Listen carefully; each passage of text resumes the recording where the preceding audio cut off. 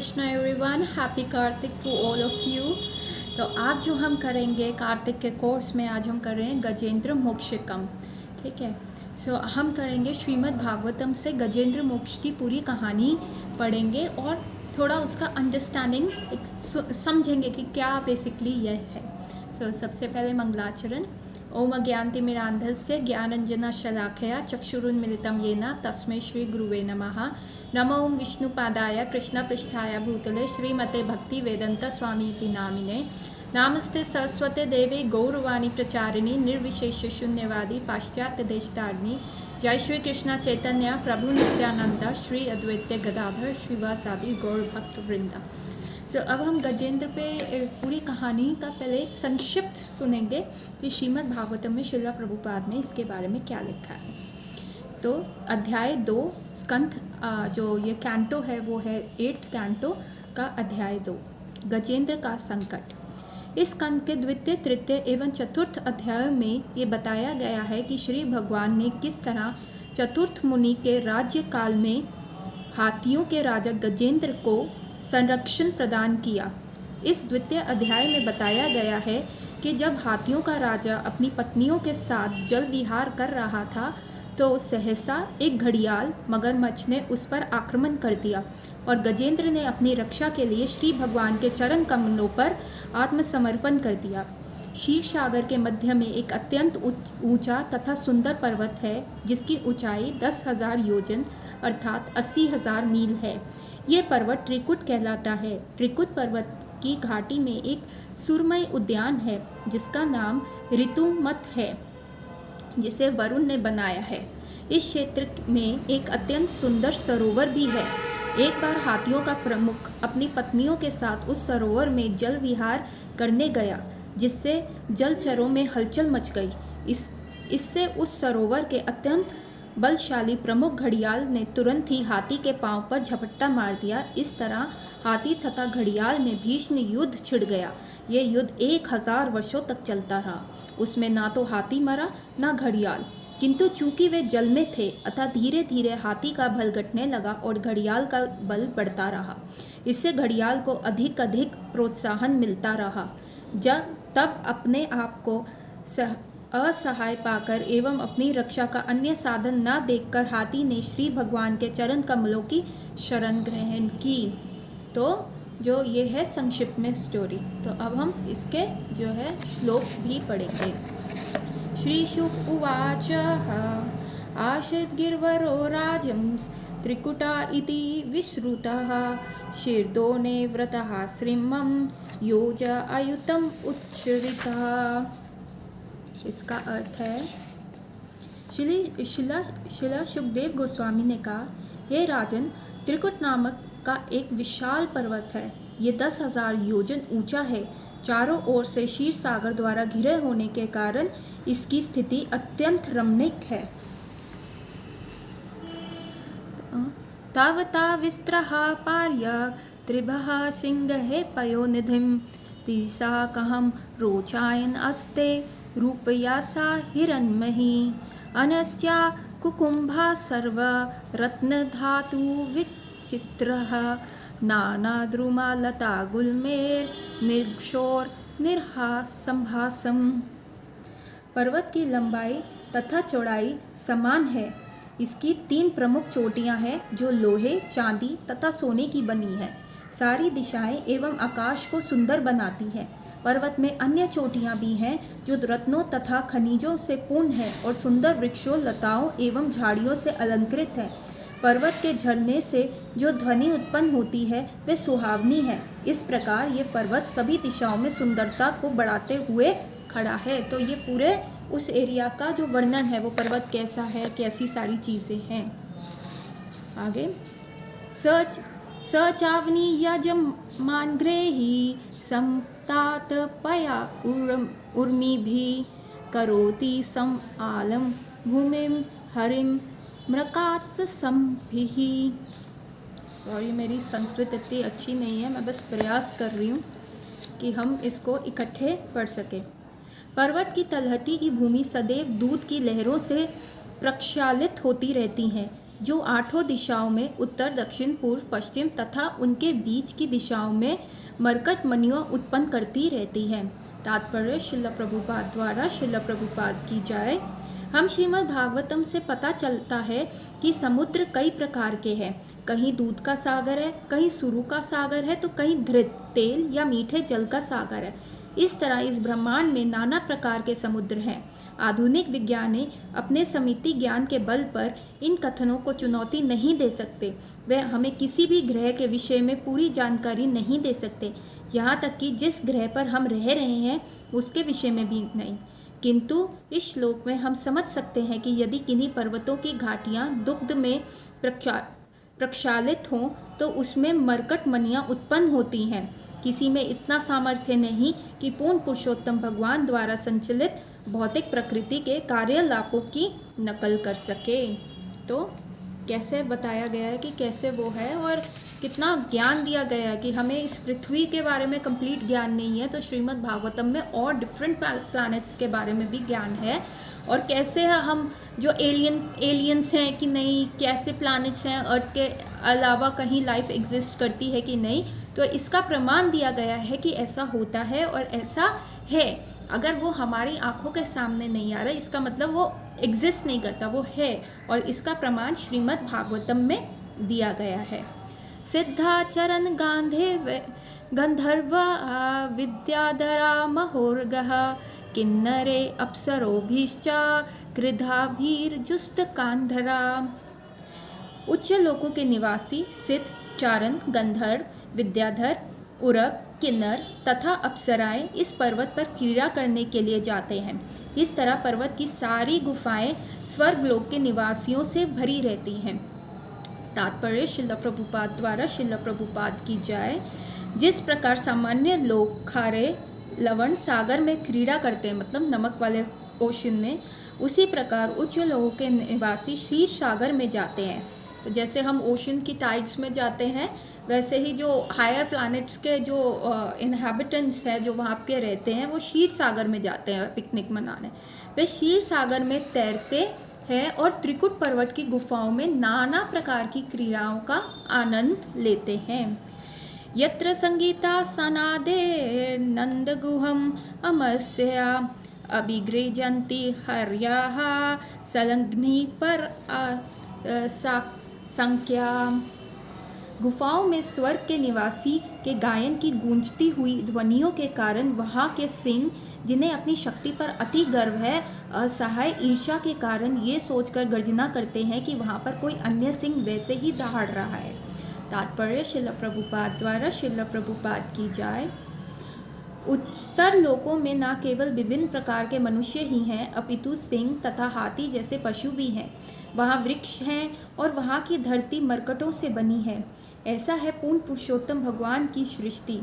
इस प्रसंग में शिला भक्ति विनोद ठाकुर का गीत है, केशव तू यह जगत विचित्र।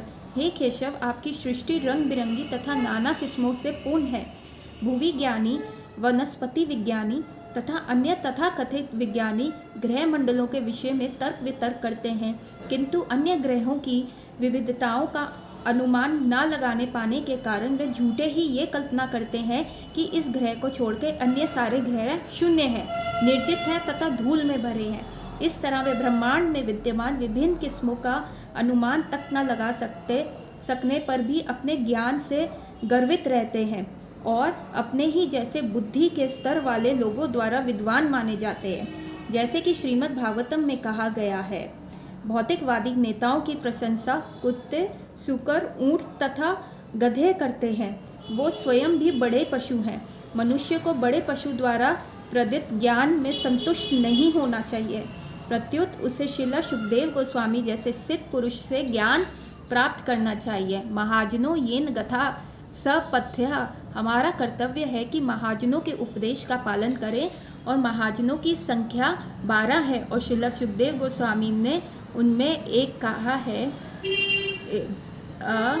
स्वयंभू नारदा शंभु कुमार कपिलो मनु प्रहलादो जनको भीष्मो बलिवैर्य सकर्वयम।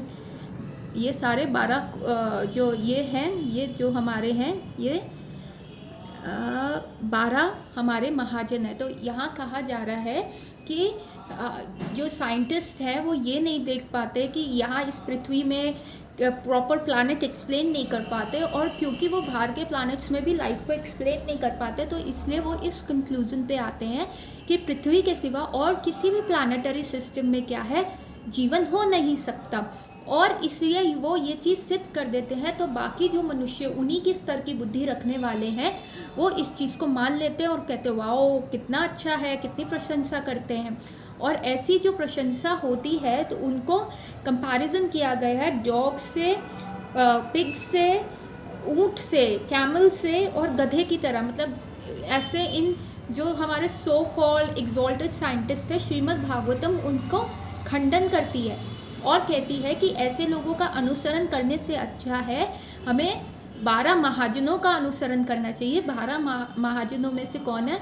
स्वयंभू मनु है, नारद मुनि है, शंभु है, शिवजी हैं, 4 कुमार हैं, कपिल है, कपिल देव, कपिल मुनि जो थे, जो भगवान के ही अवतार हैं, जो कि देवहूति के पुत्र थे। प्रहलाद महाराज हैं, जनक महाराज हैं, भीष्म हैं, बलि महाराज हैं और यमराज जी हैं। तो ऐसे 12 महाजनों का जब हम अनुगत्य करते हैं तो तभी हमें एक्चुअल क्या लाइफ को कैसे जीना है वो समझ आता है।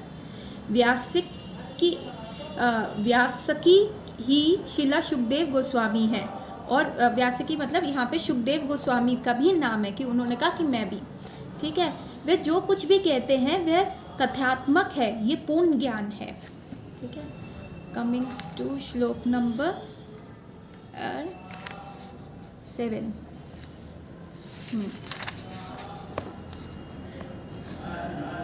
नारायणा पशुव्रता सकुला द्रोण अलंकृता चित्राद्रुमा सूरद्यान कलाकनाथ विघामहा।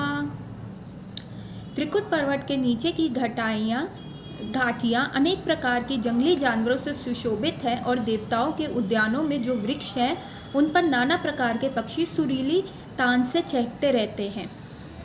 सरित सरोभिर अच्छोधे पुलनरमणि बालुके देव स्त्री मजान्मोदा सौरभम भव अनलयुतः।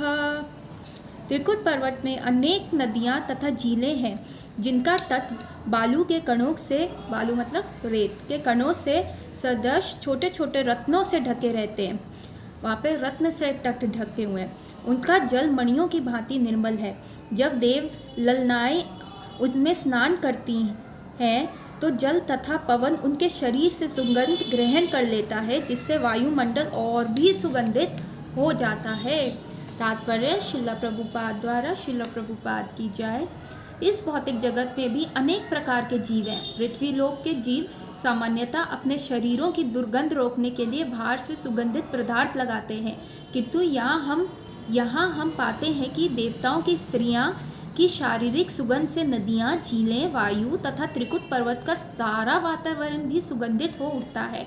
क्योंकि उच्च लोकों की स्त्रियों के शरीर अत्यंत सुंदर होते हैं, अतएव हम सहज ही कल्पना कर सकते हैं कि वैकुंठ की स्त्रियां या वृंदावन की गोपियों के शरीर कितने सुंदर होंगे।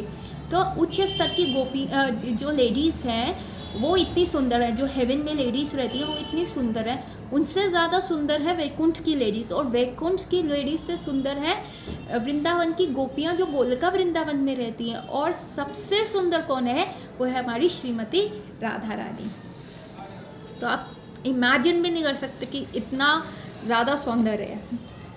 तस्य द्रोणं भगवतो वरुणस्य महात्मना उद्यान ऋत्मा नामाः अकृदं सूर्ययोषितं सर्वतो अलंकृत दिव्ये नित्यपुष्पा फलाद्रुमे मंद्राहे परिजातश्च पातलस्क चंपका चूते प्यालः पनासे आम्रहि आम्ररात्केर अपि क्रमकेर निर्केलश्च खाजुरै बीजपुराखै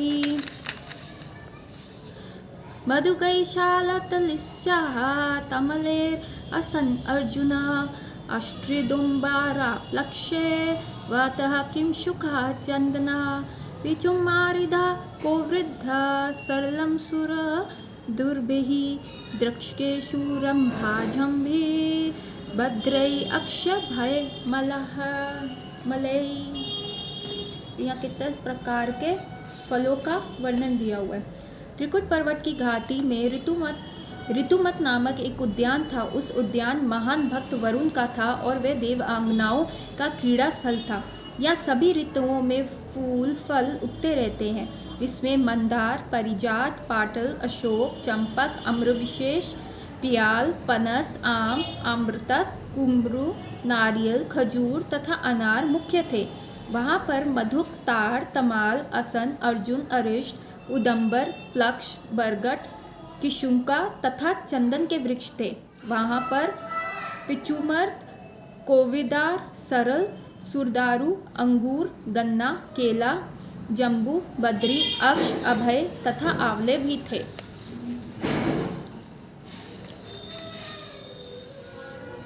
So coming to श्लोक 14 to 19।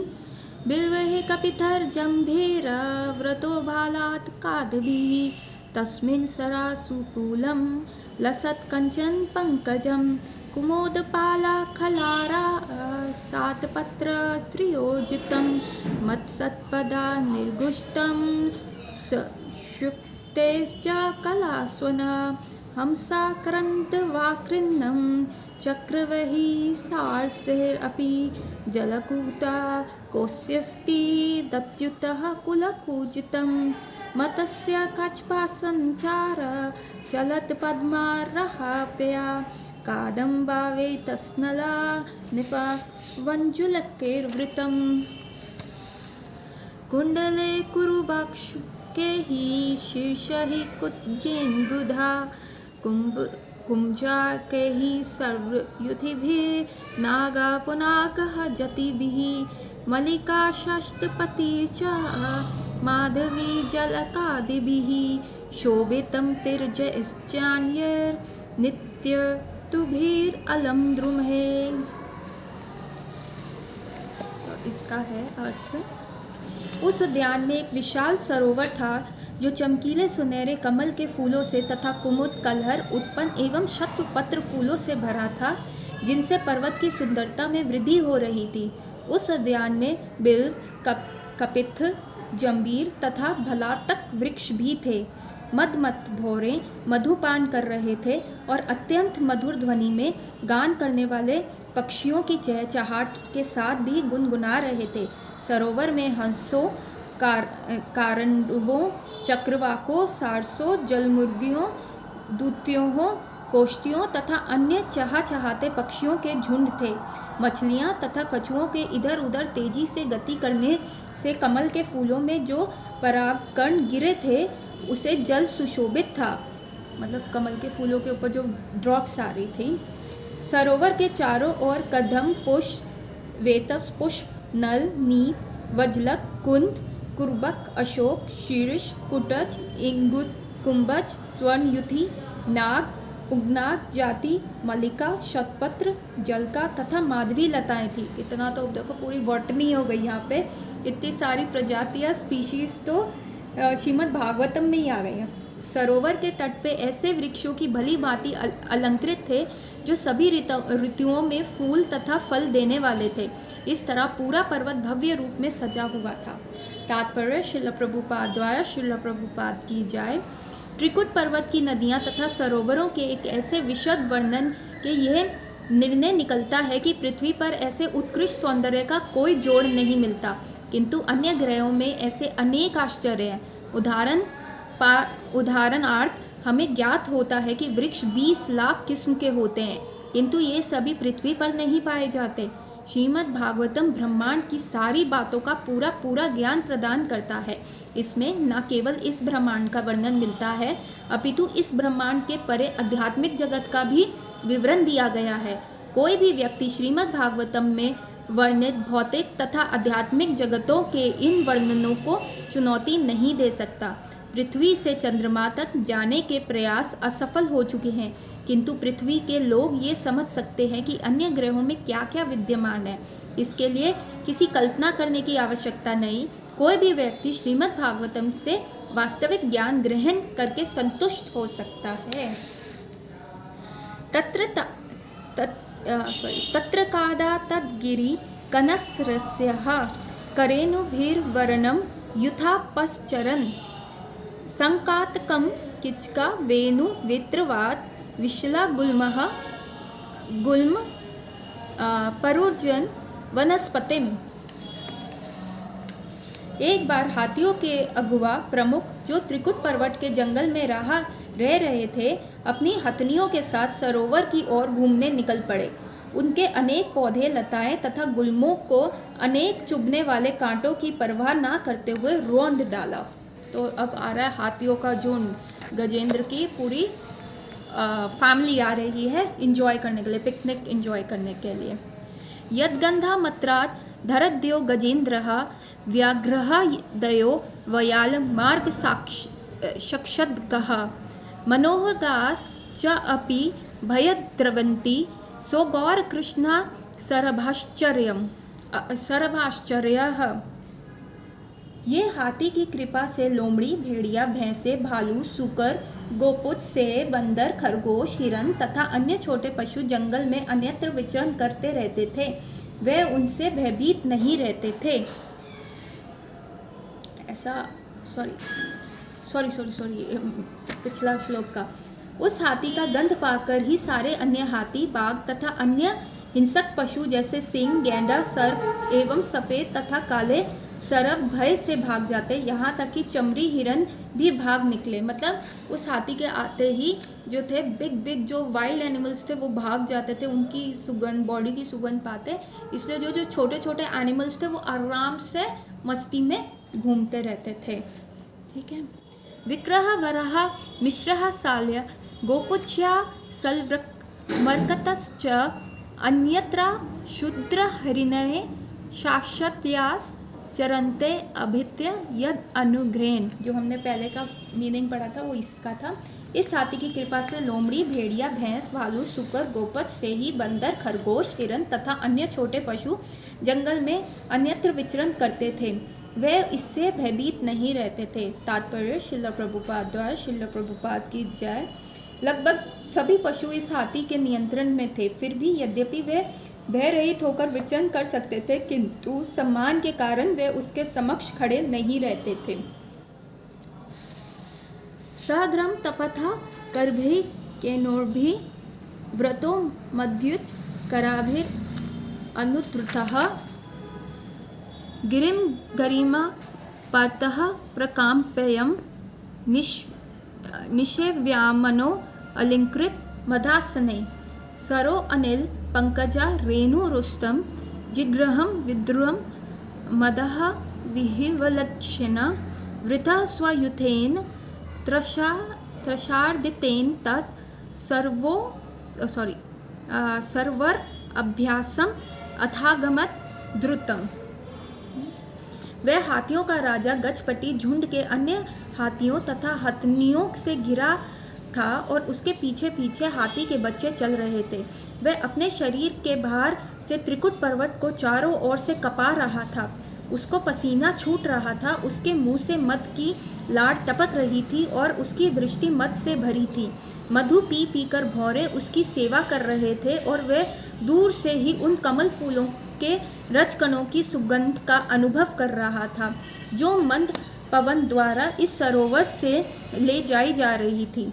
इस प्रकार प्यास से पीड़ित अपने साथियों से घिरा वह गजपति तुरंत सरोवर के तट पर आया। हाथी का वर्णन किया गया कि कैसे गजेंद्र जो थे एकदम मदमस्त हो रहे थे और उन्होंने मधु पिया हुआ था और उस मधु से क्या होता, भंवरे आसपास आ रहे थे और उनकी आइज भी इंटॉक्सिकेटेड थी। तो वो ऐसे चल रहे हैं। विज्ञा तस्मिन् अमृत निर्मला हेमार बिंदोत्पाल रेन रुष्टम पापोनिकम निज पुष्करोधृतम आत्मना अभिसनप्य गथा कलमः। वह हाथियों का राजा गजेंद्र सरोवर में घुस गया, पूरी तरह नहाया और अपनी थकान से मुक्त हो गया। तब उसने अपनी सूंड से जी भरकर शीतल स्वच्छ अमृत तुल्य जल पिया जो कमल पुष्पों तथा जल कुमुदियों से रज से मिश्रित था। सपुष्करेन्द्रिता सिकारं भूभिर् निपायायन् संस्नापयन् यथा गृहिणी कर्णेषु करभंश्च दुर्मदो नश्चत् कृचं कृपो अजम मया। आध्यात्मिक ज्ञान से विरहीन एवं अपने परिवार वालों के प्रति अत्यधिक आसक्त मनुष्य की भांति उस हाथी ने श्री कृष्ण की भारंगी शक्ति द्वारा मोहित होकर अपनी पत्नी तथा बच्चों को स्नान कराया और पानी पिलाया। उसने अपनी सूंड से सरोवर का पानी भरकर उन सबके ऊपर छिड़का। उससे इस प्रयास से लगने वाले कठिन श्रम की परवाह नहीं की। वो क्या था, अपने परिवार जैसे हम भी होते हैं, कृष्ण से बेमुख होके हमारे को पता है आत्मा का जो है बेसिक क्या है, उसको भगवान के प्रति अपनी आसक्ति बढ़ानी चाहिए, कृष्ण के प्रति आसक्ति बढ़ानी चाहिए। पर हम अपने परिवार में, अपने सगे संबंधियों फ्रेंड्स में इतने आसक्त हो जाते हैं कि हमारे को टाइम ही नहीं मिलता कि हम भगवान के प्रति थोड़ा ध्यान लगाएं। तो उस हाथी का जो कंपैरिजन है वो हम जैसे लोगों का है कि जो वो हाथी था, गजेंद्र था, वो राजा था, वो बेसिकली हमारी ओपुलेंस की, आपके पास कोई भी डेजिग्नेशन क्यों ना हो, आप प्रेसिडेंट हो, प्राइम मिनिस्टर हो किसी सोसाइटी के, कुछ भी क्यों ना हो, आपके रूप कितना अच्छा क्यों ना हो, ज्ञान कितना हो सकता हो, जैसे गजेंद्र था उससे सारे इवन हिंसक एनिमल्स भी डरते थे और छोटे छोटे एनिमल्स भी उसके सामने नहीं आते थे, उसको रिस्पेक्ट देते थे। और वो क्या कर रहा था, he was living the heavens on this earth, मतलब उसकी लाइफ बिल्कुल बेड ऑफ रोजेस थी अभी तक। उसके पास एक ब्यूटीफुल वाइफ थी, उसके बच्चे थे और वो उनके साथ पिकनिक सेलिब्रेट करने जा रहा है, and he is the king और उसके पास सब है। सो हैप्पीली एवर आफ्टर वाली लाइफ की जो डेफिनेशंस होती है बॉलीवुड हॉलीवुड में, वो गजेंद्र था। पर क्या हुआ, लाइफ जो है एंटी क्लाइमेक्स हमेशा लाएगी, चाहे वो गजेंद्र हो चाहे कोई हो। तो ये बेसिकली एनोलॉजी है, हमें भी समझनी चाहिए कि हम भी जब मुश्किल में पड़ते हैं तो हमें कराना चाहिए, भगवान को बुलाना चाहिए। ठीक है,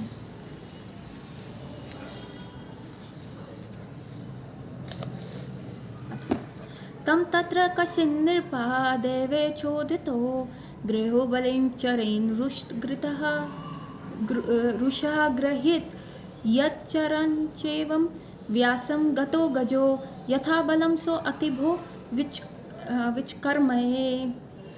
हे राजन, विधाता के लेख में एक बलिष्ठ घड़ियाल ने जो हाथी पर क्रुद्ध था, जल के भीतर से ही हाथी के पैर पर आक्रमण कर दिया। हाथी निश्चय ही बलवान था और उसने भाग्य द्वारा प्रेषित इस संकट से अपने आप को छुड़ाने का भरपूर प्रयत्न किया। ठीक है, so here comes the anti climax. तो वो इंजॉय कर रहा था पिकनिक में, पर क्या हुआ, एक क्रोकोडाइल, एक घड़ियाल ने आके हाथी का पैर को जोर से पकड़ लिया। अब गजेंद्र को लगा रही ये तो छोटी सी चीज़ है, उसको हटाओ, इसे फेंक देता हूँ। अपने बल पे उसमें पूरा विश्वास था और उसने क्या किया, उस घड़ियाल को ऐसे उछाला, अपने पैर को उछाला कि वो घड़ियाल जो है दूर चला जाएगा, लेकिन ऐसा हुआ नहीं। सो हमारे लाइफ में भी प्रॉब्लम्स आती हैं, हम कहते हैं अरे हम अभी तो हमें बहुत बरसों जीना है, कोई नहीं, छोटी बीमारी आई है, दवा ले लेंगे ठीक हो जाएंगे, फिर इंजॉय करेंगे, लाइफ इज़ फॉर इंजॉयमेंट। लेकिन ऐसा नहीं होता। फिर क्या होता है, तथातुरम यथोपतिम करेनव विक्ष्रयान्मनम तरसद बल्यासः विचुक्रुशुर दिनदयो अपरः गजः पर्शनि ग्रहस्तर्यतम न चक्षकान। तत्पश्चात गजेंद्र को उस विकट स्थिति में देखकर उसकी पत्नियां अत्यधिक दुखी हुई और चिंघाड़ने लगी। दूसरे हाथियों ने गजेंद्र की सहायता करनी चाहिए, किंतु घड़ियाल के विपुल शक्ति के कारण वे उसे पीछे से पकड़कर उसको नहीं बचा सके। सो ऐसा हुआ कि जब ऐसी प्रॉब्लम आई तो हमें क्या लगता है, हम इतने आसक्त हो जाते हैं अपनी फैमिली के अंदर कि हमें ऐसा लगता है कि जो हमारे सराउंडिंग्स में हमारे लोग हैं, हमारे घर वाले हैं, जो एवरीवन है, वो हमें बचा लेंगे, हमें डेथ से, हमारी कोई भी विषम परिस्थिति है उससे बचाने में सक्षम है, वो हमें बचा सकते हैं। लेकिन ऐसा नहीं होता, वो लोग हमें नहीं बचा पाते, है ना। और हमें लगता है हमारे फ्रेंड्स हमें सेव कर पाएंगे, पर जब डेथ आता है तो कोई भी किसी का प्रोटेक्ट नहीं कर सकता। तो वो पत्नियां जिन पर गजेंद्र बहुत आसक्त था वो रोने लगी, उसके फ्रेंड्स, सो कॉल बेस्ट फ्रेंड्स जो हैं बचाने के लिए आए, वो भी नहीं आ पाए। ठीक है, फिर क्या होता है, नियोध्यतोर एवं इभिद्र नक्रयोर विकर्षतोरंतरो बहिमृथा समासहस्त्र व्यगमन महीपते स्पर्नास्यो चित्रम अमासतम मरह। तत्पश्चात जल के भीतर खींचे जाने वाले दीर्घ काल तक लड़ते रहने के कारण हाथी की मानसिक, शारीरिक तथा इंद्रिय शक्ति घटने लगी। इसके विपरीत जलेशु पशु होने के कारण घड़ियाल का उत्साह, उसकी शारीरिक शक्ति तथा इंद्रिय शक्ति बढ़ती रही। यही था, सॉरी, इसका अर्थ है, हे राजन, इस तरह हाथी तथा घड़ियाल जल के बाहर तथा जल के भीतर एक दूसरे को घसीट तक 1000 वर्ष तक लड़ते रहे और इस लड़ाई को देखकर देवतागण अत्यंत चकित हो गए। मतलब देन बिकम्स द फाइट, क्योंकि गजेंद्र को अपनी शक्ति पे पूर्ण विश्वास था, तो इसलिए वो फाइट करता रहा 1000 ईयर्स तक। लेकिन क्योंकि जो घड़ियाल था उसको होम ग्राउंड एडवांटेज मिल रहा था, वो पानी में था, तो उसकी पावर बढ़ती रही, और गजेंद्र को क्योंकि होम ग्राउंड एडवांटेज नहीं मिल रहा था, उसके फ्रेंड्स भी उसे बचा नहीं पा रहे थे, तो उसकी पावर जो है घटती रही। ततो गजेंद्रस्य मनोबलो जसा कालेन दीर्घन महान भूत व्यया विकृष्यमानस्य जलेश वसिदतो विप्रय यो आभूते संकलम जलो कम। तो जो हमने पढ़ा था, तत्पश्चात जल के भीतर खींचे जाना तथा दीर्घ काल तक लड़ते रहने के कारण हाथी की मानसिक, शारीरिक तथा इंद्रिय शक्ति घटती रही। इसके विपरीत जलेशय पशु होने के कारण घड़ियाल का उत्साह और उसकी शारीरिक शक्ति तथा इंद्रिय शक्ति बढ़ती रही। हाथी तथा घड़ियाल की लड़ाई में अंतर ये है। तात्पर्य श्रील प्रभुपाद द्वारा, श्रील प्रभुपाद की जाए। तो हाथी तथा घड़ियाल की लड़ाई में अंतर ये है कि हाथी अत्यंत शक्तिशाली होते हुए भी वह पराये स्थान अर्थात जल में था। 1000 वर्षों की लड़ाई के दौरान उसे कोई भोजन नहीं मिल पाया, जिससे उसका शारीरिक शक्ति क्षीण होने लगी। उसकी शारीरिक शक्ति क्षीण होने से उसका मन भी कमज़ोर पड़ने लगा और उसकी इंद्रियां शिथिल पड़ गई। किंतु घड़ियाल तो जल का प्राणी ठहरा, उसे किसी तरह की कठिनाई नहीं हुई। उसे भोजन प्राप्त होता रहा, जिससे उससे मानसिक शक्ति तथा इंद्रिय प्रोत्साहन मिल रहा था। इस प्रकार जहाँ हाथी का बल घटता गया, वहाँ घड़ियाल अधिक बलशाली बनता गया। अब हम इससे ये शिक्षा ग्रहण कर सकते हैं कि माया से लड़ाई लड़ने से हम ऐसी स्थिति में ना पड़े जिससे कि हमारा बल, उत्साह तथा इंद्रियां शक्तिपूर्वक लड़ने में असमर्थ हो जाएं। तो माया भी बहुत बलवान है, हम कहना हम इसको कंट्रोल कर सकते हैं, हम ये चीज़ अवॉइड कर सकते हैं। क्यों it is very difficult to leave alcohol, why it is very difficult to quit smoking, ये इसलिए है क्योंकि माया की शक्ति जो है ना बहुत प्रबल है। तो हमें क्या करना है, इस लोअर टेस्ट को हायर टेस्ट रिप्लेस करना है। हमें हरी नाम का जब टेस्ट आना लग जाएगा, जब हम एक्चुअल मैंगो खाएंगे, तो हम जो ये मैंगो ड्रिंक्स हैं जो आर्टिफिशियल फ्लेवर्ड है उसके पीछे नहीं जाएंगे। तो जब हमें हरी नाम का रस आने लग जाएगा, तो ये सारी चीज़ें जो होती है, हमारी आसक्ति हमारे घर परिवार के प्रति, बिजनेस के प्रति, फालतू की चीज़ों के प्रति, जो कि सत्य नहीं है, जो आपके मरने के समय पे ये सारी छूट जाएंगी। अब गजेंद्र के पास एवरीथिंग था, पर अब जब वो प्रॉब्लम में पड़ा, नथिंग वॉज हेल्पिंग हिम। तो प्रभुपाद कहते हैं आप लाखों रुपए देख के भी एक श्वास नहीं खरीद सकते, तो हमें अपनी श्वास उस चीज़ में इन्वेस्ट करनी चाहिए जो लॉन्ग टर्म रहे। हमारे कृष्ण भावामृत आंदोलन में सचमुच माया के विरुद्ध युद्ध ठान लिया है, जिसमें सारे जीव सभ्यता की झूठी मानसिकता लेकर सड़ रहे हैं। वे कृष्ण भावामृत आंदोलन के सैनिकों में सदा शारीरिक शक्ति, उत्साह तथा इंद्रिय शक्ति बनी रहनी चाहिए। स्वस्थ रहने के लिए उन्हें अपने आप के जीवन की सामान्य दशा में रखना चाहिए। सामान्य दशा हर एक के लिए एक सी नहीं होती, अतएव वर्णाश्रम विभाग बनाए गए हैं। ब्राह्मण, क्षत्रिय, वैश्य, शूद्र एवं ब्रह्मचार्य, गृहस्थ, वानप्रस्थ तथा संन्यास। मतलब आप किसी भी वर्ण आश्रम में रह के आपको माया के प्रति युद्ध करना है। कैसे? कृष्ण भावामृत, कृष्णा कॉन्शियसनेस के रूल्स एंड रेगुलेशंस को फॉलो करके। अगर आप अकेले नहीं लड़ सकते, आप ब्रह्मचार्य में नहीं रह सकते, तो आप वाइफ लीजिए, आप मैरिज कीजिए, पर एक अच्छे वैष्णव गृहस्था बनिए। विशेषता इस कलयुग में संन्यास लेने की सलाह नहीं दी जाती। अश्वमेधम गवालभ्य संन्यास पल प्रकृतम देवरेन सुतो पत्नी कलो पश्चय विवर्ज्यते, ब्रह्मवैवर्त्य पुराण में लिखा है। इससे हम समझ सकते हैं कि इस युग में संन्यास आश्रम इसलिए वर्जित है क्योंकि लोग बलवान नहीं हैं, क्योंकि हम सब दुर्लभ हैं, तो अपनी सेंसेस को कंट्रोल करना इज़ वेरी डिफ़िकल्ट, इसलिए संन्यास नहीं लिया जा पाता। श्री चैतन्य महाप्रभु ने 24 वर्ष की आयु में संन्यास लेकर आदर्श प्रस्तुत किया, लेकिन सार्वभौम भट्टाचार्य तक ने श्री चैतन्य महाप्रभु को अत्यंत सतर्क रहने की सलाह दी, क्योंकि उन्हें कम उम्र में संन्यास लिया था। हम प्रचार करने के लिए तरुण बालकों को संन्यास प्रदान करते हैं, किंतु ऐसे अनुभव किया जा रहा है कि वे संन्यास ग्रहण करने के योग्य नहीं है। इसमें कोई हानि नहीं है यदि कोई ये सोचे कि वे संन्यास के योग्य नहीं है, किंतु यदि वह काम भोग से सदैव विचलित होता हो तो उन्हें ऐसे आश्रम में जाना चाहिए जिसमें काम भोग की छूट हो, अर्थात वह गृहस्थ आश्रम में जाए।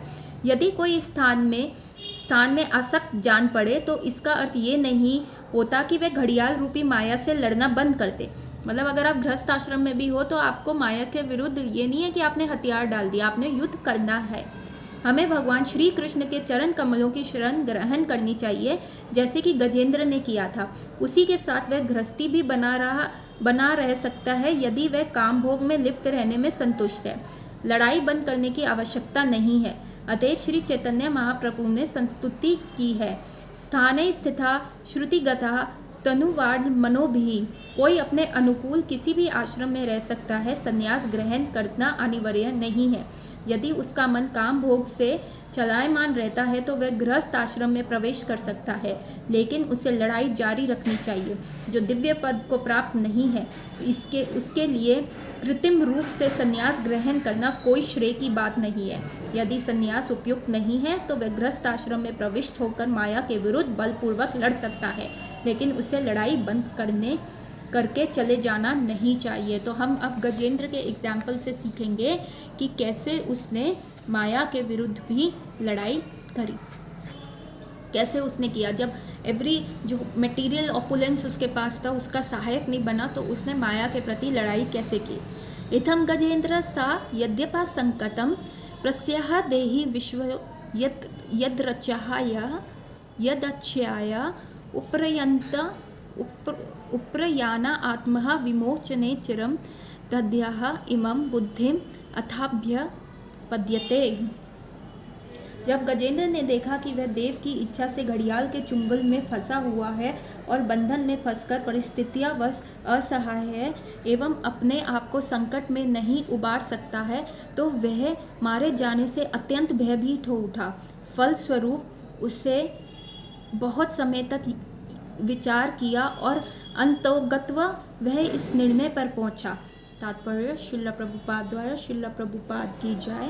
प्रत्येक प्राणी इस भौतिक जगत में जीवन टिकाए रखने के लिए संघर्ष में लगा है। प्रत्येक प्राणी अपने आप को संकट से बचाने का प्रयास करता है, किंतु जब वह अपने आप को नहीं बचा पाता और यदि वह पुण्यशाली है तो वह पूर्ण पुरुषोत्तम भगवान के चरण कमलों की शरण ग्रहण करता है। इसकी पुष्टि श्रीमद् भागवतम में हुई है। चतुर्विधा भजन्तो माम जना सुकृत्यनो अर्जुना, श्री भागवत गीता में हुई है।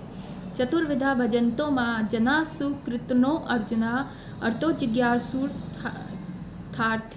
ज्ञानी च भरतर्षभ।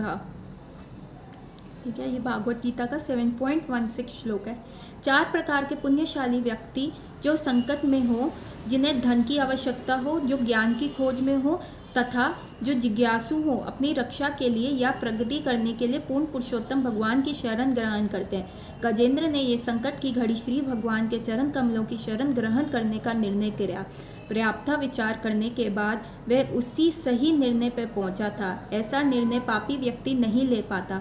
अतएव श्री भागवत गीता में कहा गया है कि जो पवित्र सुकृत हो वे ये निर्णय ले सकते हैं कि संकट या विषम परिस्थितियों में मनुष्य को भगवान श्री कृष्ण के चरण कमल की शरण ग्रहण करनी चाहिए, कि संकट के समय हमें भगवान की शरण में जाना चाहिए। ज़्यादा अपना दिमाग नहीं लगाना चाहिए। क्यों? क्योंकि हम अपना जितना भी है हम नहीं कर पा सकते। भगवान जो है इनफाइनाइट है, उनकी इंटेलिजेंस इनफाइनाइट है और वो हमें इस संकट की घड़ी से बचा सकते हैं। नामम इमे जन्यतः अतुरम गहजः कुतः कर्ण्यः प्रभवन्ति मोचितं गृहेण पशेन विद्यतुरव्रतो अपि अहम च तं यम परम परायणम। इसका अर्थ है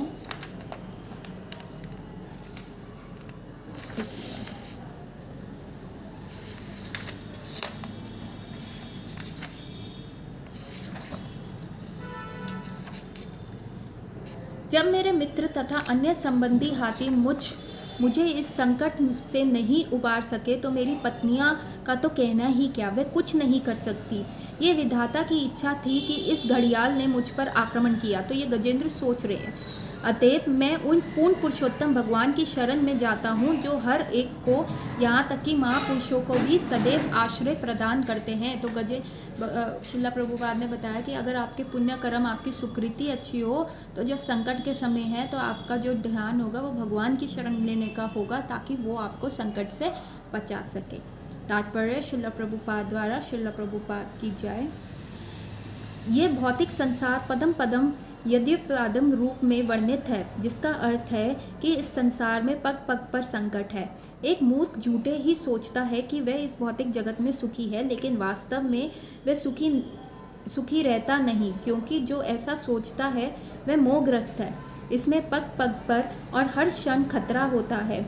आधुनिक सभ्यता में मनुष्य सोचता है कि यदि उसके पास सुंदर मकान और सुंदर कार हो तो उसका जीवन पूर्ण है।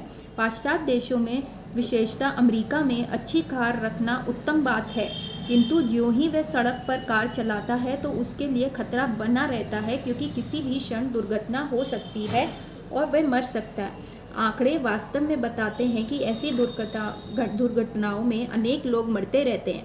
अतएव यदि हम वास्तव में ये सोचते हैं कि ये भौतिक संसार अत्यंत सुखमय स्थान है तो ये हमारा अज्ञान है। असली ज्ञान ये है कि ये भौतिक जगत संकट से भरा है। हम वहीं तक जीवन संघर्ष कर सकते हैं जहाँ तक हमारी बुद्धि काम करती है, और इस तरह अपनी सुरक्षा करने का प्रयास कर सकते हैं। किंतु जब तक पूर्ण पुरुषोत्तम भगवान श्री कृष्ण हमें अथाह संकट से बचा नहीं लेते, तब तक हमारा प्रयास व्यर्थ रहेगा। अतएव प्रहलाद महाराज कहते हैं, बालस्य नेह शरणम पित्रो नरसिंह नार्तस्य चागदम उद्वति मजुतो नहो ततस्य तत्र प्रीति विधर्य इहाज श्रेष्ठः तावद विभो तनुभृजन त्वदुपेक्षितानम। भले ही हम सुखी रहने या इस भौतिक जगत के संकटों का सामना करने के लिए कितने ही साधन क्यों न ढूंढ लें, किंतु जब तक हमारे प्रयासों को पूर्ण पुरुषोत्तम भगवान से पुष्टि नहीं मिल जाती, वह हमें कभी सुखी नहीं बना पाएंगे। जो लोग पूर्ण पुरुषोत्तम भगवान की शरण लिए बिना सुखी रहने का प्रयास करते हैं वे मूढ़ हैं। नामम दुष्कृतो मूढ़ा प्रपद्यन्ते नराधमा। अधम लोग कृष्ण भावामृत ग्रहण करने से मना कर देते हैं, क्योंकि वे सोचते हैं कि वे भगवान श्री कृष्ण की रक्षा के बिना ही अपनी रक्षा कर लेंगे। ये उनकी भूल है। गजेंद्र का निर्णय सही था। ऐसे संकटमय स्थिति में उसे पूर्ण पुरुषोत्तम भगवान की शरण ग्रहण की। कि गजेंद्र के से हमें लेना है कि जब भी हम प्रॉब्लम में हैं तो हमें क्या करना है, हमें भगवान की शरण को ग्रहण करना चाहिए। यह कष्टेषु बालिनो अत्र कोर्गतः प्रचंड वेगद अभिधावो भृशं भीतं परम्पनं परिपति यद भयान मृत्यु प्रत्यावते अरणम तम इमह। पूर्ण पुरुषोत्तम भगवान निश्चय ही हर एक को ज्ञात नहीं है, किंतु वे अत्यंत शक्तिशाली तथा प्रभावशाली हैं। अतएव यद्यपि सनातन काल रूप सर्प भय वेग से निरंतर हर किसी का पीछा कर रहा है और उसे निगलने को उद्यत है, मतलब जो टाइम है वो एक सांप की तरह है। तो अगर आप सपोज करो आपकी लाइफ 100 ईयर्स है, तो अगर आपके 25 ईयर्स चले गए हैं तो आप सोचिए कि आप 1/4% जो है उस स्नेक के अंदर है। अगर आपके 50% ईयर्स चले गए हैं, अब अगर आपकी 50 ईयर्स से एज है तो आप हाफ उस स्नेक के अंदर हो। अगर आप 75 ईयर्स के हो, आप 3/4, मतलब वो टाइम रूपी स्नेक जो है हमें निगल रहा है। यद्यपि जो इस सर्प से भयभीत होकर श्री भगवान की शरण में जाता है तो श्री भगवान उसे संरक्षण प्रदान करते हैं, क्योंकि श्री भगवान के भय से मृत्यु भी भाग जाती है। अतएव मैं उनकी शरण ग्रहण करता हूँ जो महान एवं शक्तिशाली परम सत्ता है और हर एक के वास्तविक आश्रय हैं। तात्पर्य, शिला प्रभुपाद द्वारा। शिला प्रभुपाद की जय। जो बुद्धिमान है वे समझता है कि सबके ऊपर एक महान तथा परम सत्य है। वे महान सत्य निर्दोष व्यक्तियों को उत्पातों से बचाने के लिए विभिन्न अवतारों में प्रकट होता है। जैसे श्री भागवत गीता में पुष्टि हुई है, परित्राणाय साधूनां विनाशाय च दुष्कृतां। श्री भगवान दो कारणों से दुष्टों का संहार करना तथा अपने भक्तों की रक्षा करने के उद्देश्य से विभिन्न अवतारों में प्रकट होते हैं। गजेंद्र ने इनकी शरण में जाने का निर्णय लिया। ये बुद्धिमानी है। मनुष्य को उन महान पूर्ण पुरुषोत्तम भगवान को जानना चाहिए और उनकी शरणागत हो जाना चाहिए। श्री भगवान प्रत्यक्ष रूप में हमें ये उपदेश देने आते हैं कि किस तरह सुखी रहा जाए। केवल मूर्ख तथा धूर्त लोग ही बुद्धि का उपयोग करते हुए इस परम सत्य परम पुरुष को नहीं देख पाते। श्रुति मंत्र में कहा गया है, भीषास्मदः वातः पवते भीषादेत्र सूर्यः भीषास्मद् अग्निश्चंद्रस्य मृत्युधर्वति पंचमः। पूर्ण पुरुषोत्तम भगवान के भय से ही वायु बहती है, सूर्य ऊष्मा तथा प्रकाश का वितरण करता है और मृत्यु हर एक का पीछा करती है। इस प्रकार एक परम नित्यंत है जिसका श्री भागवत गीता में पुष्टि होती है। मयाधेशन प्रकृति सुयता सचारचरम। ये भौतिक जगत परम नित्य के कारण ही इतनी अच्छी तरह कार्य कर रहा है। अतएव कोई भी बुद्धिमान व्यक्ति समझ सकता है कि किस परम नियंता की अस्तित्व है। यही नहीं, यह परम नियंता साक्षात श्री कृष्ण के रूप में, श्री चैतन्य महाप्रभु के रूप में तथा भगवान श्री रामचंद्र के रूप में उपदेश देना तथा अपने उदाहरण से पूर्ण पुरुषोत्तम भगवान की शरण में जाने की विधि बताने के लिए प्रकट होते हैं।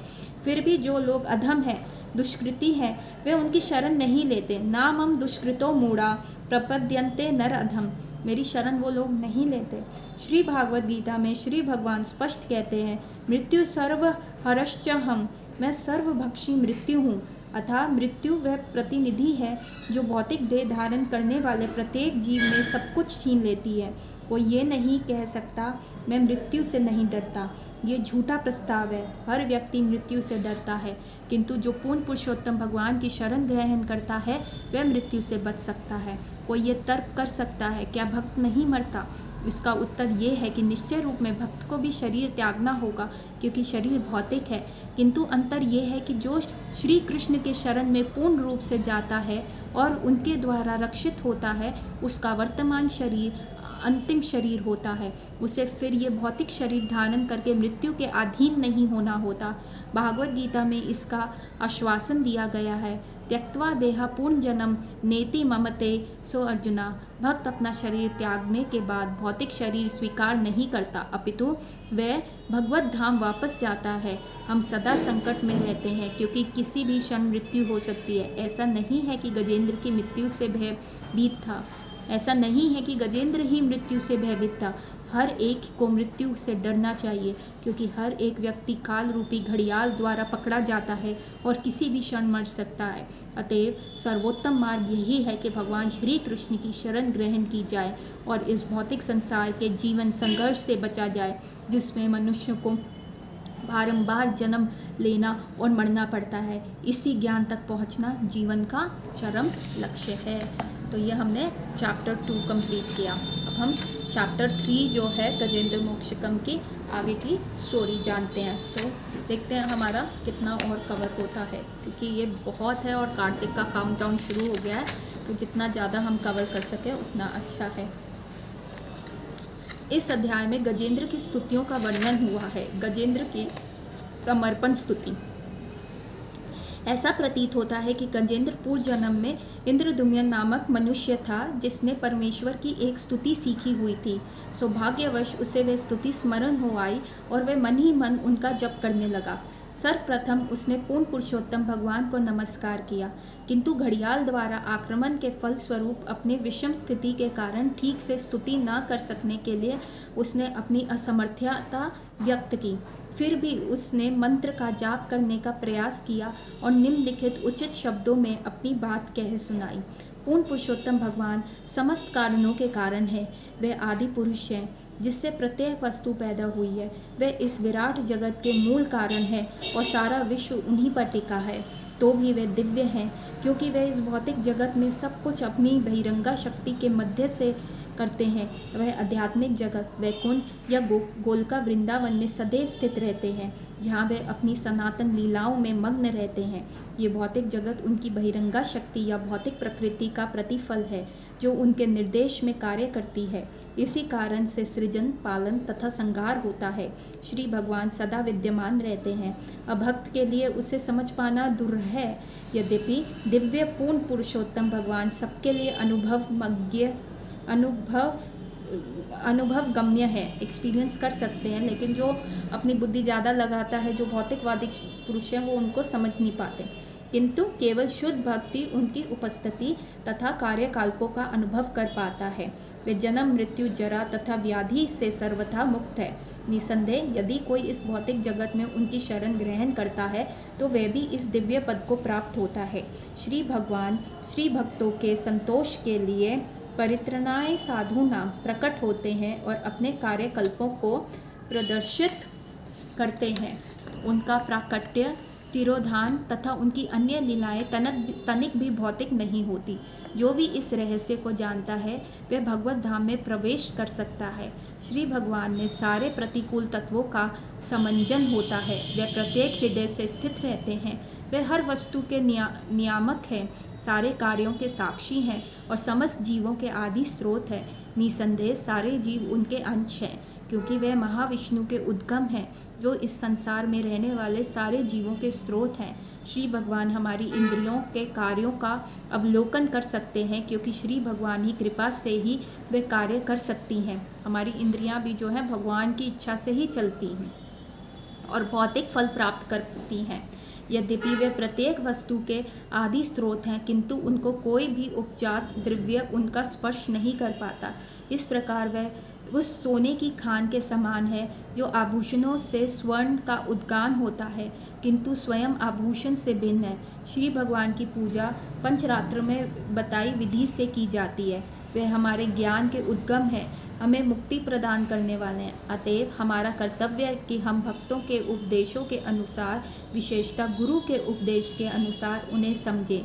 यद्यपि हमसे सद्गुण प्रयत्न रहता है किंतु संत पुरुषों तथा गुरुओं के उपदेशों का पालन करने से हम भगवत धाम से मुक्त हो सकते हैं। भव बंधन से मुक्त हो सकते हैं। अभक्त लोग पूर्ण पुरुषोत्तम भगवान की आत्म प्रकाशित भौतिक रूप की आराधना करते हैं। ज्ञानी लोग उनके निर्विशेष पहलू की आराधना करते हैं और योगी जन उनके अंतर्यामी परमात्मा रूप में प्रशंसा करते हैं। किंतु पुरुष रूप में उनके आदि स्वरूप को केवल भक्त ही समझ पाते हैं। मतलब कई लोग उनको इम्पर्सनल ब्रह्मांड के वे में पूजते हैं, मतलब जो ब्रह्म ज्योति है। कई जो योगी होते हैं उनको परमात्मा के रूप में समझते हैं। लेकिन भगवान से जो अभी हमने पीछे गोपी गीत किया था उसमें 1-to-1 रिलेशन बनाने के लिए भगवान को as a person, as an individual सिर्फ भक्त समझ सकते हैं और तभी वो रिलेशन डेवलप होता है और वो रेसिप्रोकेशन जो है आ पाता है।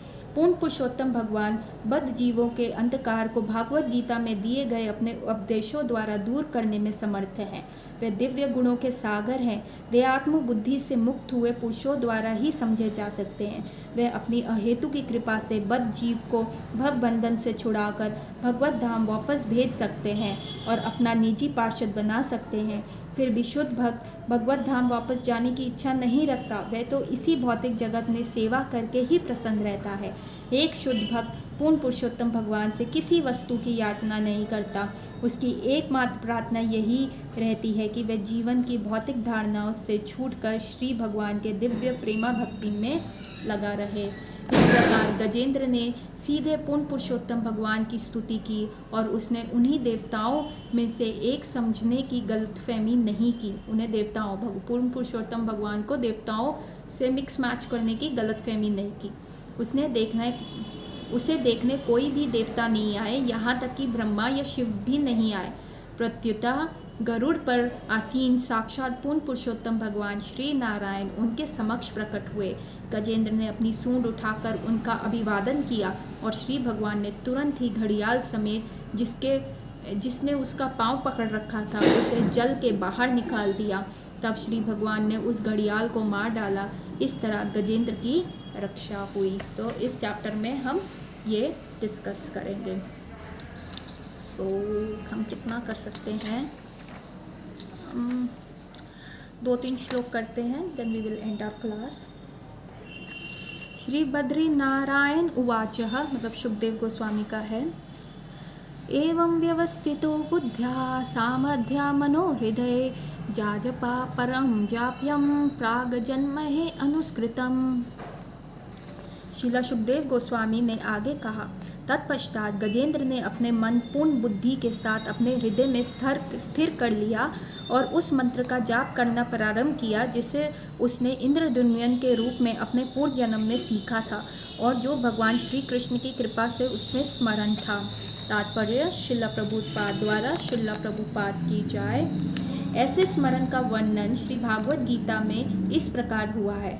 तत्रता बुद्धि संयोगा लप्ते पौर्य देहिकम यते च ततो भूसं सिद्धो कुरंदनम पूर्वाभ्यासेन तनेव हृदय आवश्योपि सह। इस श्लोक में यह आश्वस्त किया गया है कि यदि भक्ति में लगा हुआ व्यक्ति नीचे गिर भी जाता है तो वह पतित नहीं होता, अपितु उसे ऐसे पद पर रखा जाता है जिससे वह काल क्रम में पूर्ण पुरुषोत्तम भगवान का स्मरण करेगा, जैसे कि बाद में बताया गया है। गजेंद्र पहले इंद्रद्युम्न नामक राजा था, किंतु किन्हीं कारणों से वह अगले जन्म में हाथियों का राजा बना। जब गजेंद्र संकट में था और यद्यपि उसका शरीर मनुष्य का नहीं था, किंतु उसे वह स्रोत स्मरण था जिसे वह पूर्ण जन्म में जपा करता था। इसका मतलब है कि यदि आप मिलेनियर बन जाओ, अगले जन्म में आपको फिर से स्क्रैच से शुरू करना पड़ेगा, फिर से ज़ीरो से शुरू करना पड़ेगा। यदि आपके पास कितनी भी डिग्रियां क्यों ना हो, अगले जन्म में फिर से आपको ABCD सीखनी पड़ेगी, का खा गा सीखना पड़ेगा। लेकिन भक्ति एक ऐसी चीज़ है जो आप यहाँ पे कर दो तो अगले जन्म में जहाँ पे आपने ख़त्म करी है वहीं से आगे बढ़ोगे, वो भूलोगे नहीं। भक्ति का जो है वो हमेशा आपके साथ चलेगा। तो हम ये गजेंद्र के केस में देख रहे हैं कि गजेंद्र जो पिछले जन्म में था राजा था, उसको श्राप मिल गया था, इसलिए उसको हाथी का शरीर धारण करना पड़ा। और फिर भी उसे वो चीज़ें याद थी, वो भक्ति याद थी जो उसने जब इंद्रद्युम्न के टाइम वो राजा थे उस समय करी थी। यते च ततो भू स्निध्यो कुरंदना। मनुष्य को सिद्ध प्राप्त करने में समर्थ होने के लिए श्री कृष्ण उसे फिर से अपना स्मरण कराने का अवसर प्रदान करते हैं। यहाँ ये सिद्ध हो जाता है क्योंकि यद्यपि गजेंद्र को संकट में डाल दिया गया था, किंतु ये उसके लिए अवसर था कि वह अपने पूर्व भक्ति कार्यों को स्मरण करे, जिससे वह तुरंत पूर्ण पुरुषोत्तम भगवान द्वारा उबारा जा सकता था। इससे ये अनिवार्य हो जाता है कि कृष्ण भावामृत के सारे भक्त किसी मंत्र का जाप करने का अभ्यास करें। निश्चय ही मनुष्य को हरे कृष्ण मंत्र का जाप करना चाहिए, क्योंकि ये महामंत्र है और मनुष्य को चाहिए कि वह चिंतामणि प्रकार सासु या नरसिंह स्त्रोत इतो नरसिंगा परतो नरसिंगा यतो यतो यामी ततो नरसिंगा के जाप का अभ्यास करे। प्रत्येक भक्त को किसी न किसी मंत्र का पूर्ण रूपेण शक्ति रहित जप का अभ्यास करना चाहिए, जिससे भले ही वह इस जीवन में पूर्ण आध्यात्मिक चेतना ना प्राप्त करे, किंतु अगले जीवन में वह पशु होने पर भी कृष्ण भावामृत को ना भूल सके। तो इसमें कहा गया कि हमें एक मंत्र को सिद्ध करना चाहिए। जैसे हरे कृष्ण महामंत्र इतना सिंपल है, उसको आप सिद्ध कीजिए ताकि अगले जन्म में by chance if you have a fall down, आप पशु भी बन जाते हो तो भी वो आपकी स्मृति में रहे। तो हम कितने उदाहरण देखते हैं कि कितने पशु पक्षी होते हैं, या कितने ऐसे इवन साउथ इंडिया में एक टेम्पल है, कृष्ण विष्णु टेम्पल है, वहाँ पे जो तालाब है वहाँ पे एक घड़ियाल रहता है, एक मगरमच्छ रहता है, वो कभी किसी को हार्म नहीं करता, लेकिन वो आता है और सिर्फ और वेजिटेरियन है और वो सिर्फ भगवान का प्रसाद पाता है। क्यों? May be he was a भक्त इन लास्ट लाइफ और उसका कुछ कुछ पाप कर्म होंगे जिसको वो भोगने के लिए इस योनि में आया, लेकिन फिर भी वो अपना व्रत जो है, एक वेजिटेरियन का व्रत है, वो he is carrying forward like that. तो आप कितने सारे जानवर को भी देखते हो, कई बार कितनी कहानी आती है कि कई कुत्ते होते हैं जो भगवान के प्रोसेशन के साथ चलते हैं।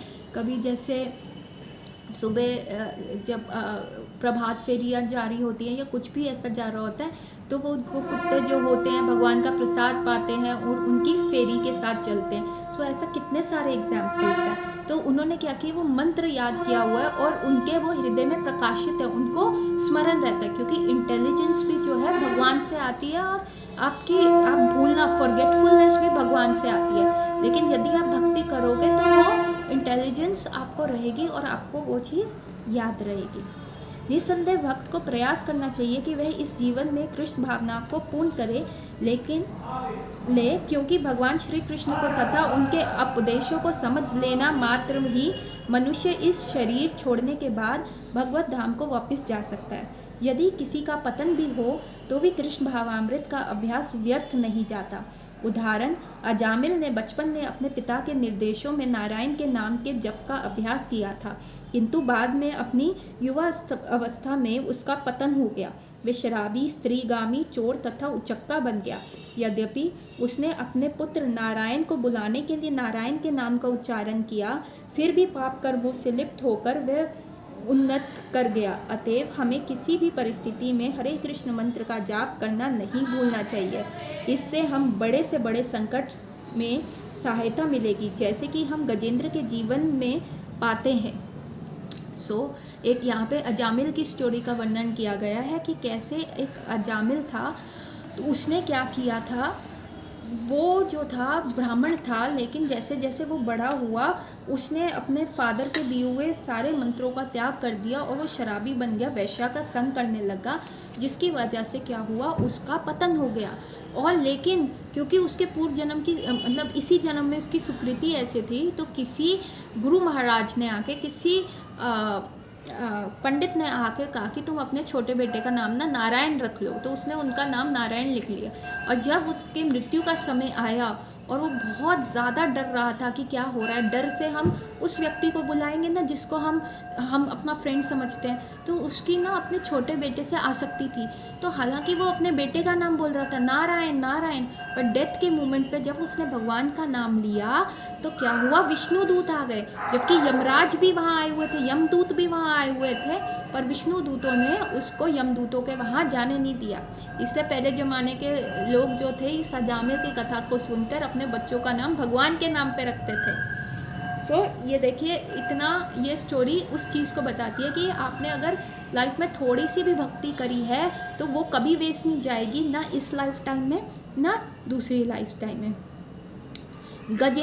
श्री गजेंद्र उवाच ओम नमो भगवते तस्मै यथा एचेद आत्मकं पुरुषादि विज्ञाः परशाभिधिम धीमहि। तो गजेंद्र ने कहा, मैं परम पुरुष वासुदेव को सादर नमस्कार करता हूँ। ओम नमो भगवते वासुदेवाय। उन्हीं के कारण ये भौतिक शरीर आत्मा की उपस्थिति के फलस्वरूप कार्य करता है। अतएव वे प्रत्येक जीव के मूल कारण हैं। वे ब्रह्मा तथा शिव जैसे महापुरुषों के लिए भी पूजनीय हैं। वे प्रत्येक जीव के हृदय में प्रविष्ट हुए हैं। मैं उनका ध्यान करता हूँ। इस श्लोक में तात्पर्य श्रील प्रभुपाद द्वारा, श्रील प्रभुपाद की जय। इस श्लोक में यथायथ कदम पद अत्यंत महत्वपूर्ण है। भौतिक शरीर निश्चय ही भौतिक तत्वों से बना हुआ है, किंतु जब मनुष्यों को कृष्ण भावना का ज्ञान हो जाता है तो ये शरीर भौतिक न रहकर आध्यात्मिक बन जाता है।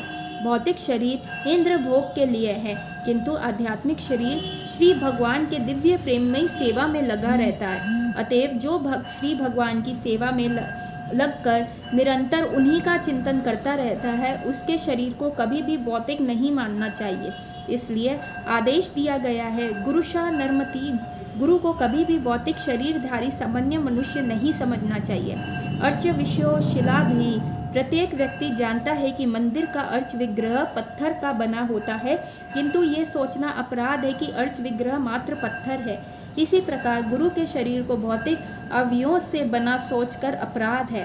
नास्तिक लोग सोचते हैं कि भक्तगण मूर्खतावश पत्थर की मूर्ति की पूजा ईश्वर के रूप में करते हैं और एक सामान्य पुरुष की गुरु के रूप में, किंतु तथ्य ये है कि श्री कृष्ण की शक्तिमता से अर्च विग्रह की तथाकथित पत्थर मूर्ति प्रत्यक्ष पूर्ण पुरुषोत्तम भगवान होते हैं और गुरु का शरीर प्रत्यक्ष आध्यात्मिक होता है।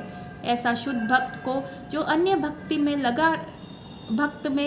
लगा रहता है, दिव्य पद पर स्थित मानना चाहिए। सगुणा समित्योतान ब्रह्म भूया कल्पते। अतएव हमें चाहिए कि हम पूर्ण पुरुषोत्तम भगवान को सादर नमस्कार करें, जिनकी कृपा से तथाकथित भौतिक वस्तुएं भी आध्यात्मिक कार्य में लग जाने पर आध्यात्मिक बन जाती हैं। तो यहाँ पे ये बताया जा रहा है कि किस प्रकार जो भगवान के अर्च विग्रह जो है उनको पत्थर का नहीं मानना चाहिए, गुरु को सामान्य पुरुष नहीं मानना चाहिए। क्यों? क्योंकि वो कृष्ण की शक्ति से इतने ज़्यादा स्ट्रांग हुए हुए हैं। ओमकार प्रणव पूर्ण पुरुषोत्तम भगवान की प्रतीकात्मा ध्वनि अभिव्यक्त है। ओम तत्सद इति निर्देशो ब्रह्मास्त्रिविधि स्मृतः। ओम तत्सत, ये 3 शब्द तुरंत परम पुरुष का आवाहन करते हैं। अतएव भगवान श्री कृष्ण कहते हैं कि वे सभी मंत्रों में ओमकार हैं।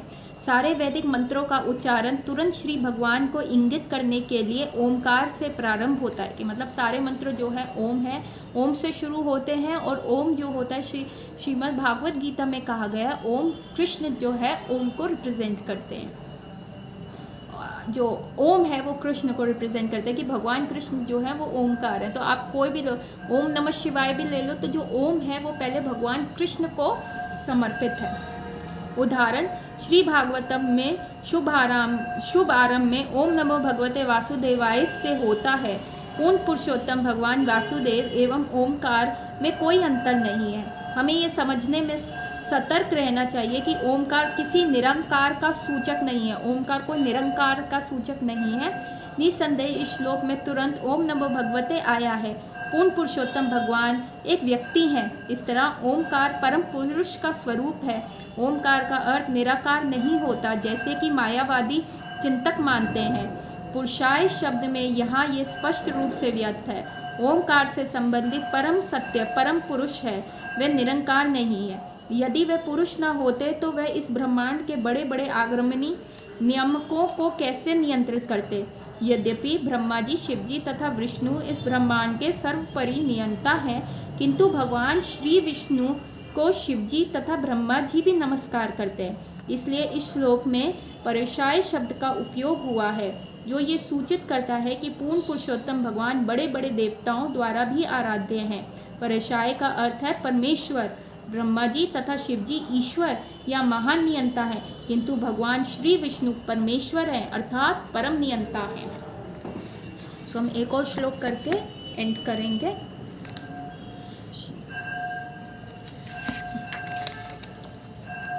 यस्मिनिदं यथा चेदं येनादां या इदं स्वयं यो अस्मत् परासं च परास्तं प्रपद्ये स्वयंभुवम्।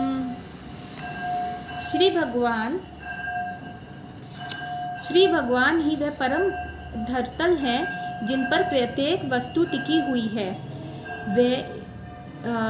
वह अव्यय हैं जिससे प्रत्येक वस्तु उत्पन्न हुई है, तथा वे पुरुष हैं जिन्हें सृष्टि की रचना की है और जो इस विराट विश्व के एकमात्र कारण है। फिर भी वे कारण कार्य से पृथक हैं। मैं उन पुरुषोत्तम भगवान की शरण ग्रहण करता हूँ जो सभी प्रकार के आत्मनिर्भर हैं, सभी प्रकार से आत्मनिर्भर हैं। तो यहाँ पे जो है गजेंद्र की जो है वो प्रेयर्स चल रही हैं। तात्पर्य श्रील प्रभुपाद द्वारा, श्रील प्रभुपाद की जाए। श्री भागवत गीता में श्री भगवान कहते हैं, मया ततात्मिदं सर्वो जगत द्रव्य मूर्ति नाम। मैं पूर्ण पुरुषोत्तम भगवान हूँ, किंतु सब कुछ मेरी शक्ति पर निर्भर है। जिस प्रकार मिट्टी का पात्र मिट्टी पर निर्भर रहता है, जिस स्थान पर मिट्टी का पात्र टिका रहता है वह भी मिट्टी है। ये मिट्टी का पात्र कुम्हार द्वारा बनाया जाता है, जिसका शरीर मिट्टी का बना होता है। कुम्हार का हमारे शरीर में भी तो अर्थ है ना, फैक्टर, तो वो भी मिट्टी है। कुम्हार का चाक जिस पे मिट्टी का पात्र बनता है, मिट्टी का ही अंश होता है। जिन अवयवों से पात्र बना रहता है वह भी मिट्टी के होते हैं। जैसे कि श्रुति मंत्र में पुष्टि होती है, यतो वा इमानि भूतानि जयन्ते येन जातानि जीवन्ते यत् प्रयंता विश्यन्ति। प्रत्येक वस्तु के मूल कारण है और संहार करने पर प्रत्येक वस्तु उन्हीं में प्रविष्ट होती है। प्रकृति यंती मामिकाम, इस पर परमेश्वर भगवान श्री रामचंद्र या भगवान श्री कृष्ण हर वस्तु के मूल कारण है। ईश्वर परमा कृष्णा सच्चिदानंद विग्रह अनादिर आदिर गोविंदा सर्व कारणम कारणम। गोविंद नाम से प्रसिद्ध कृष्ण परम नियंता हैं। उनका शरीर सनातन, आनंदमय तथा आध्यात्मिक है। वे सबके उद्गम है, उनका कोई अन्य उद्गम नहीं है, क्योंकि वे समस्त कारणों के मूल कारण है। श्री भगवान हर वस्तु के कारण है, किंतु उनका कोई कारण नहीं है। सर्व खलिदम ब्रह्मा मध्यथि सर्वभूतानि न चाहे तेष्वस्थिता। यद्यपि श्री भगवान सब कुछ हैं, किंतु उनका व्यक्तित्व विराट विश्व के पृथक है। एक श्लोक और कर देते हैं, क्योंकि बहुत है। या सत्वा मध्यम निज मायार्पितम कवचिद विभातम क्व च तत् तिरोहितम अविद्या दृक् सक्षये उभ्यम तद इक्षते सा आत्महा मूलो वतु मम परातः परः। पूर्ण पुरुषोत्तम भगवान अपनी शक्ति के विस्तार द्वारा कभी इस दृश्य जगत के व्यक्ति बनते हैं और कभी कभी इसे अव्यक्त बना देते हैं। मतलब कभी दिखते हैं, कभी अव्यक्त हो जाते हैं, नहीं होते। वे सभी परिस्थितियों में परम कारण तथा परम कार्य, फल, प्रेक्ष तथा साक्षी दोनों हैं। वो फल भी हैं और सब कुछ है, वो ही है। इस प्रकार वे सभी वस्तुओं से परे हैं। ऐसे भगवान मेरी रक्षा करें। तो ये गजेंद्र प्रेयर कर रहे हैं। तात्पर्य श्रील प्रभुपाद द्वारा, श्रील प्रभुपाद की जय। पूर्ण पुरुषोत्तम भगवान की शक्तियाँ अनेक हैं, अतएव जब भी वे चाहते हैं अपने किसी एक शक्ति का उपयोग करते हैं और इस तरह विस्तार करते हैं, इस दृश्य जगत की सृष्टि करते हैं। पुनः जब यह दृश्य जगत विनिष्ट हो जाता है तो यह उन्हीं में आश्रय पाता है। मतलब जो दृष्टिक जगत है, जो मैनिफेस्ट वर्ल्ड है, वो उसकी सृष्टि भी करते हैं। और जब ये वर्ल्ड एनहाइलेशन हो जाती है, जब ख़त्म होता है, तब भी वो भगवान में आश्रित होता है। फिर भी वे अच्युत सर्वोपरि प्रेक्षक है। वे किसी भी परिस्थिति में परिवर्तन नरहित रहते हैं। वे मात्र साक्षी के रूप में सारी सृष्टि तथा संहार से पृथक रहते हैं।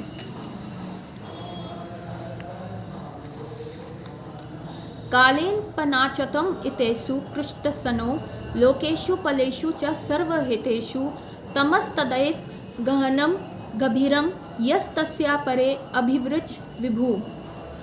कालक्रम से जब लोकों तथा उनके निदेशकों एवं पालकों समेत ब्रह्मांड के सारे कार्य कारणों का संहार हो जाता है तो गहन अंधकार की स्थिति आती है। किंतु इस अंधकार के ऊपर पूर्ण पुरुषोत्तम भगवान रहते हैं। मैं उनके चरण कमलों की शरण ग्रहण करता हूँ। कि जब ये पूरा वर्ल्ड एनहाइलेट हो जाता है, ख़त्म हो जाता है, तब अंधकार रहता है, लेकिन फिर भी इस अंधकार के ऊपर भगवान रहते हैं, वो प्रकाश में ही है। तात्पर्य श्रील प्रभुपाद द्वारा, श्रील प्रभुपाद की जय। वैदिक मंत्रों में हमें पता चलता है कि पूर्ण पुरुषोत्तम भगवान सबके ऊपर हैं। वे ब्रह्मा तथा शिव समेत समस्त देवताओं के ऊपर सर्वश्रेष्ठ हैं। वे परम नियंता हैं। जब उनकी शक्ति के प्रभाव से हर वस्तु अदृश्य हो जाती है तो विराट जगत में घना अंधकार छा जाता है।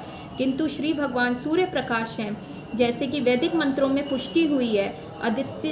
आदित्य यह वर्ण तमसः परस्ततः। हमारा दैनिक अनुभव है कि जब हम इस धरती पर रात्रि के अंधकार में होते हैं, तब भी सूर्य आकाश में कहीं न कहीं सदैव चमकता रहता है। इसी प्रकार पूर्ण पुरुषोत्तम भगवान परम सूर्य की भांति सदैव चमकते रहते हैं। तब भी जब कालक्रम में समग्र विराट जगत विनिष्ट हो जाता है। ना यस्य देवा ऋषिया पदम विदु जनर्तु पुनः कोहर्ति गुंतमीरितम यथा नतास्यक्तिर विचिष्टहो दुरत्यायानु कर्मणः समवतु। आकर्षण वेशभूषा से ढके रहने वाले विभिन्न प्रकार की गतियों से नाचने के कारण रंगमंच के कलाकार को श्रोता समझ नहीं पाते। इस प्रकार परम कलाकार के कार्यों तथा स्वरूपों को बड़े बड़े मुनि या देवगण भी नहीं समझ पाते और निश्चय ही बुद्धिहीन तो तनिक भी नहीं, जो पशुओं के तुल्य है। ना तो देवता तथा मुनि ना ही बुद्धिहीन मनुष्य श्री भगवान के स्वरूप को समझ सकते हैं और ना ही वे उनकी वास्तविक स्थिति को अभिव्यक्त कर सकते हैं। ऐसे पूर्ण पुरुषोत्तम भगवान मेरी रक्षा करें। कि मतलब जो हम इतने सारे कैरेक्टर्स देखते हैं मूवीज़ में, हम एक्चुअल उनकी क्या रियलिटी है नहीं समझ पाते, तो यहाँ हम भगवान को कैसे समझ पाएंगे। ठीक है, तात्पर्य समझते हैं। तात्पर्य में श्रील प्रभुपाद ने क्या लिखा है। तात्पर्य श्रील प्रभुपाद द्वारा श्रील प्रभुपाद की जय। ऐसे ही अभिव्यक्ति कुंती देवी ने प्रकट की है। श्री भगवान सर्वत्र भीतर बाहर विद्यमान है, यहाँ तक कि वह हृदय के भीतर में भी विद्यमान रहते हैं। सर्वस्य चाहम हृदय सनविष्ठो ईश्वर सर्वभूतानां हृदयेश अर्जुना तिष्ठति।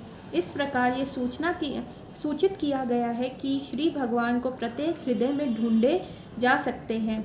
अनेकानेक योगी उन्हें खोजने का प्रयत्न करते हैं। ध्यानवस्थित तद्गतेन मनसा पश्यन्ति या योगिनः। फिर भी बड़े बड़े योगी देवता संत तथा मुनि ना तो उन महान कलाकार के स्वरूप को समझ पाए हैं, ना ही वे उनकी गतियों का अर्थ समझ पाए हैं। तो फिर इस भौतिक जगत के सामान्य चिंतकों यथा तथा कथित दर्शकों के विषय में क्या कहा जा सकता है। उनके लिए उन्हें समझ पाना असंभव है। उनके लिए उन्हीं कथनों को स्वीकार करना चाहिए जिनका उपदेश वे हमारे बीच कृपा करके अवतरित होकर देते हैं। हमें भगवान श्री रामचंद्र, भगवान श्री कृष्ण तथा भगवान श्री चैतन्य महाप्रभु के वचनों को सहज रूप से स्वीकार करना चाहिए और उनके पद चिन्हों पर चलना चाहिए। तभी उनके अवतारों के प्रयोजन को जाना जा सकता है। तो वो कह रहे भगवान को ग्रेट ग्रेट मुनीस नहीं समझ पाते, तो यहाँ के नॉर्मल लोग कैसे समझ पाएंगे। जन्म कर्म च में दिव्यम एवं यो वेति तत्वतः त्यक्त्वा देहि पुनर्जन्म नेति ममेत्सो अर्जुना। यदि भगवत कृपा से उन्हें कोई जान लेता है, अगर भगवान को कोई जान लेता है तो उसका इसी शरीर में भी तुरंत उद्धार हो जाएगा। तब भौतिक शरीर का कोई कार्य नहीं रह जाता। फिर शरीर जितने भी कार्य करेंगे वे कृष्ण भावामृत के कार्य लाभ होंगे। इस प्रकार मनुष्य अपना शरीर त्याग कर भगवत धाम वापस जा सकता है। So we will end. हमने इसका 6 श्लोक कर लिया है और अब हम 7 श्लोक से इस अध्याय का कंटिन्यू करेंगे अगली वीडियो में। सो लेट्स सी हम कितना कार्तिक का काउंटडाउन चल रहा है and we have to complete. हम सिर्फ ये पढ़ेंगे। तो with this I will end my class with 3 times chanting Hare Krishna महामंत्र। Hare Krishna Krishna Krishna Hare Hare, Hare Ram Ram Ram Hare Hare, Hare Krishna Krishna Krishna Hare Hare, Hare Ram Ram Ram Hare Hare, Hare Krishna Krishna Krishna Hare Hare, Hare Ram Ram Ram Hare Hare. Happy Kartik to all of you. Hare